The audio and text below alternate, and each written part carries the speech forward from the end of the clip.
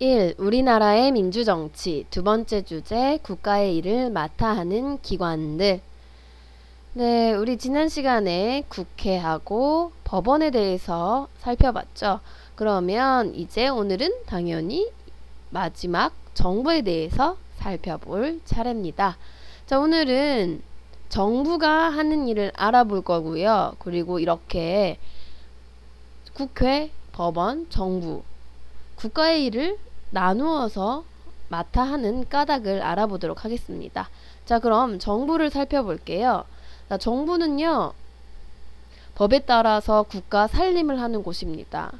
자, 우리 집안일, 집안 살림하는데도 굉장히 복잡한데 이런 식으로 국가 전체의 살림을 하려면 정말 어마어마하고 복잡하겠죠. 그래서 사실 좀 오늘 배울 내용이 양이 많습니다. 하지만 이걸 모두 다 외워야 되는 건 아니고요. 그냥 이런 것들이 있구나 정도만 알아둬도 괜찮습니다. 자, 국가 살림을 하는 정부에는 어떤 사람들이 있을까요? 네, 대통령, 그리고 국무총리, 그리고 행정각부의 장관 등이요. 국가의 일을 어떻게 해 나갈 것인지를 의논하기 위해서 회의를 합니다. 이 회의는 국무회의라고 부릅니다. 국무, 나라의 일, 국무회의라고 부릅니다. 자, 행정부의 구성 보겠습니다. 당연히 행정부의 수장, 행정부의 최고 권위자는 대통령이고요. 그 밑에는 국무총리가 있습니다. 자, 대통령은 박근혜 대통령인 거 다 알고 있죠. 근데 국무총리, 지난 시간에도 선생님이 얘기했는데, 자, 요 사람 누굴까요?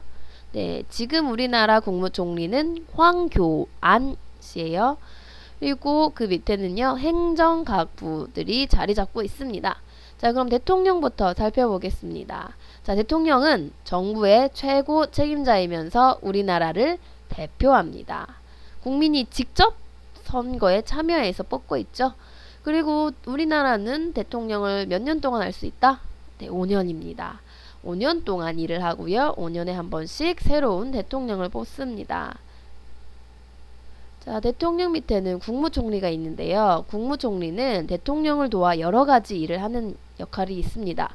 만약에 대통령이 외국을 방문하거나 뭐 다른 일, 휴가 때문에 없다. 그러면 이때 국무총리가 대통령이 할 일을 대신 맡아서 합니다. 이거 굉장히 중요한 자리겠죠?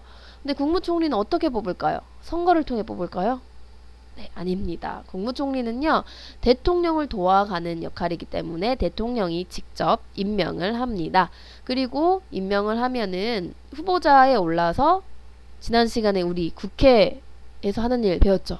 네, 국회에서 청문회를 통해서 국무총리에 최종적으로 올라가게 됩니다. 자, 그러면 이제 행정각부를 봅시다. 행정각부, 기획재정부, 교육부, 법무부 등 여러가지 일을 나누어 맡아 하는 행정각부가 자리 잡고 있습니다. 나라 살림이 얼마나 많겠어요. 그러니까 그 분야를 잘게 나누어서요. 각 부서에서 알아서 맡고 있습니다. 행정각부의 최고 책임자는 바로 장관입니다. 그리고 그 밑에는 차관, 그리고 각부의 일을 맡아서 하는 공무원들이 있습니다. 자, 우리 아까 선생님이 정부를 굉장히 간단하게 대통령, 그리고 국무총리, 행정각부라고 얘기를 했는데요. 사실은요, 더 복잡합니다. 대통령 밑에 국무총리가 있다는 거 얘기했죠. 그리고 대통령 직속기관으로요, 비서실, 네, 국가안보실, 대통령 경호실, 감사원, 국가정보원, 네, 방송통신위원회 등이 자리하고 있습니다. 어마어마하죠. 자, 그리고 국무총리 아래로는요, 각 행정 각 부처 전에 국무조정실, 그 다음에 국무총리 비서실 등이 있고요. 법제처, 국가보훈처, 식품의약품안전처, 국민안전처, 인사혁신처, 그 다음에 위원회들도 있어요. 공정거래위원회, 금융위원회, 국민권익위원회, 원자력안전위원회. 와, 굉장히 많죠. 이름을 보면은 여기서는 이런 일들을 하는구나를 대충 알 수 있습니다. 근데 우리가 이거를 하나하나 다 살펴보긴 힘드니까 힘들죠. 그래서 우리는 행정각부를 조금 더 자세히 살펴볼 거예요. 우리나라의 행정각부는요 17부로 이루어져 있습니다. 자, 기획재정부, 그다음에 미래창조과학부, 어디서 많이 들어봤죠? 교육부, 외교부, 통일부, 법무부, 국방부, 행정자치부, 문화체육관광부, 농림축산식품부, 산업통상자원부, 갑자기 노래가 나와. 보건복지부, 환경부, 고용노동부, 여성가족부, 국토교통부, 그리고 해양수산부까지 총 17개 부서가 있습니다. 네, 이거는 그래도 상식적으로 알아둬야 되니까 간단하게 빨리 살펴볼게요. 먼저 기획재정부. 자, 지금 우리나라의 기획재정부 장관은요, 최경환 장관이 있습니다. 자, 기획재정부에서는요, 국가 경제 정책을 수립하고 총괄하는 일을 합니다. 세금 거둔 걸 어떤 식으로 거둘 건지 경제 정책을 수립합니다. 그래서 이 안에는요, 국세청, 관세청, 조달청, 통계청 등이 자리하고 있습니다. 그러니까 각 부 밑에요, 각 관련된 일을 담당하는 각 관청들이 있어요. 그다음에 미래창조과학부, 이분은 최양희 장관입니다. 여기선 당연히 과학기술 연구개발 및 정보통신기술에 관한 일을 맡고 있습니다. 네, 교육부 장관은요, 황우여 장관입니다. 교육부에서는 교육에 관한 정책 수립과 학교 교육에 관한 일을 합니다. 여러분, 학교에 대해 불만이 있다, 이런 거는 거의 다 교육부에서 하는 일입니다. 자, 그다음 외교부 윤병세 장관이고요. 외교정책 수립 및 시행, 외국에 있는 국민을 보호하는 역할을 하고 있습니다. 다음 통일부, 감이 오시죠? 이분은 홍영표 장관이고요. 통일 및 남북대화, 교류, 협력에 관한 일을 맡고 있습니다. 법무부 장관은요, 김현웅 장관입니다. 자, 법과 질서를 지키는 안전한 사회를 만드는 일을 하려고 하고 있고, 법무부 안에 검찰청이 있습니다. 네. 다음에 국방부, 네, 이분 한민구 장관입니다. 국방부는 국가보위, 그 다음에 국방정책 수립에 관한 일을 하고 있습니다. 병무청, 남학생들 나중에 군대 갈 때 여기 꼭 가게 되죠. 병무청이 국방부에 속해 있습니다. 그리고 방위사업청도 안에 있어요. 행정자치부 정종섭 장관이고요. 정부의 조직 지원을 관리하고 있습니다. 경찰청이 행정자치부 안에 들어가 있는 겁니다. 다음 문화체육관광부 김종덕 장관입니다. 문화의 보존, 체육, 관광 발전에 관한 일을 모두 도맡아 하고 있습니다. 문화체육관광부 안에는요, 문화재청이 속해 있습니다. 그다음에 농림축산식품부 이동필 장관입니다. 농촌개발, 농축산물 유통, 식품산업에 관한 일을 하고 있습니다. 농촌진흥청과 산림청이 이에 속합니다. 다음 산업통상자원부 윤상직 장관입니다. 산업, 통상, 자원정책에 관한 일을 맡고 있습니다. 중소기업청, 특허청 등이 바로 이 안에 속해 있죠. 보건복지부 장관은 문형표입니다. 빈곤, 질병, 노령 등 국민 건강에 관한 일을 도맡아 하고 있습니다. 환경부 장관은 윤성규 장관입니다. 환경의 보전과 환경오염 방지에 관한 일을 맡아서 하고 있습니다. 기상청이 이 안에 속해 있습니다. 다음 고용노동부 이기권 장관입니다. 근로정책, 노동정책 및 근로자의 권리 보호에 관한 일을 맡고 있습니다. 여성가족부 김희정 장관이고요. 여성정책의 수립, 여성의 사회 참여에 관한 일을 맡고 있습니다.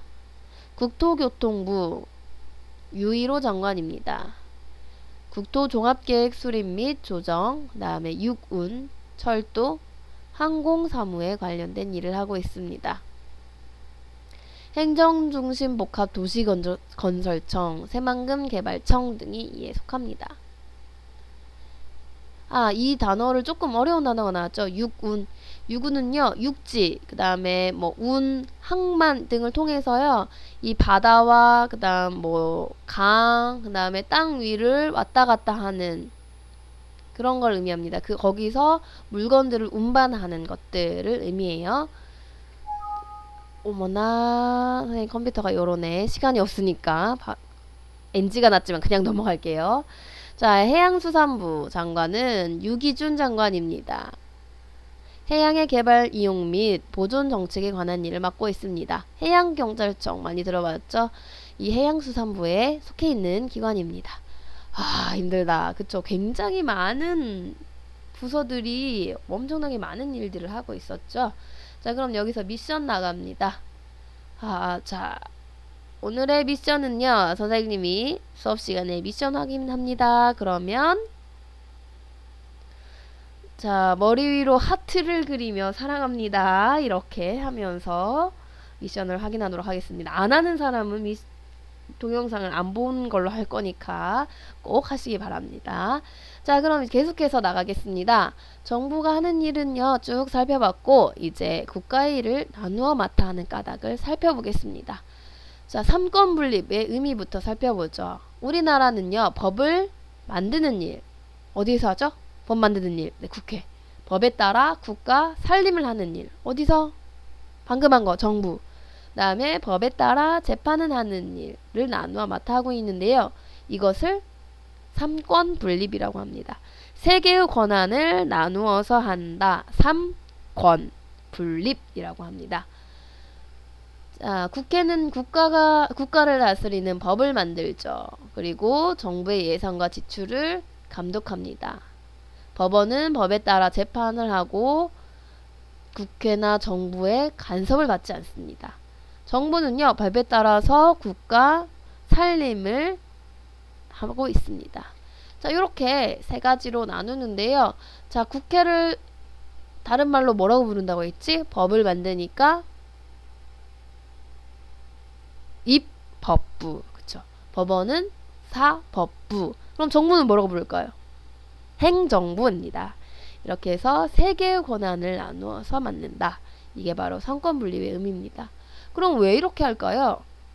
서로 다른 국가기관들이요, 국가의 힘과 역할을 나누어 가지면 서로를 견제하면서 균형 있는 정치를 할 수 있어서 국민의 자유와 권리를 보호할 수 있기 때문입니다. 만약에 대통령이 속해 있는 행정부 혼자서 법도 만들고 그다음에 법에 따라 재판도 하고 살림도 나누어 한다면 대통령의 힘은 어마어마하겠죠. 그리고 대통령이 마음대로 다 할 수 있습니다. 그렇지 않을까요? 지금 현재 우리나라 대통령이 5년까지밖에 못하는데 법을 만들 수 있다면 5년이 뭐야, 한 10년 평생 하도록 만들 수도 있지 않을까요? 그리고 예전에 이승만이나 그다음에 박정희, 그다음에 전두환 대통령이 그런 식으로 마음대로 하려다가 결국 물러나고 다시 이렇게 국가의 정비를 잘 한 다음에 5년으로 딱 정해놓은 거잖아요.